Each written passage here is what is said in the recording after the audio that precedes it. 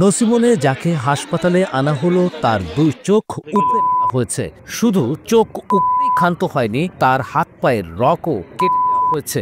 এই ভয়ঙ্কর অপরাধ সংঘটিত হয়েছে শরীয়তপুরের জাজিরা উপজেলার পূর্ব নাওডোবা ইউনিয়নের রূপবাবুর হাটে। এক মাদক ব্যবসায়ীর নেতৃত্বে তার লোকজন ধরে নিয়ে এই জঘন্য কাজ করেছে।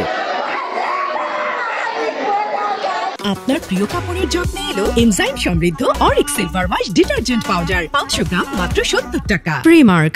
এই নৃশংসতার শিকার ব্যক্তির নাম রমজান মোল্লা, বয়স 38 বছর, পেশায় অটো চালক। তার ওপর এই বর্বর নির্যাতন কোনোভাবেই মেনে নিতে পারছে না তার পরিবার। হাসপাতালের বারান্দায় কেড়ে চোখ ভাসাচ্ছেন স্বজনরা। তাদের আহাজারিতে ভারী হয়ে উঠছে পরিবেশ।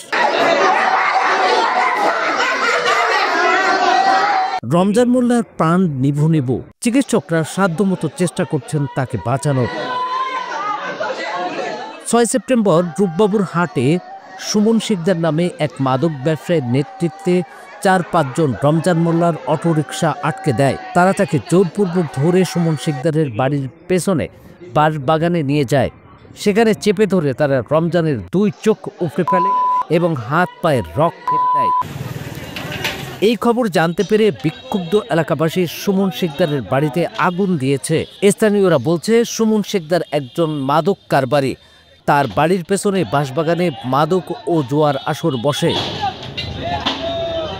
রমজান মোল্লার চোখ তুলে ফেলার সঙ্গে জড়িত 2 জনকে আটক করেছে পুলিশ।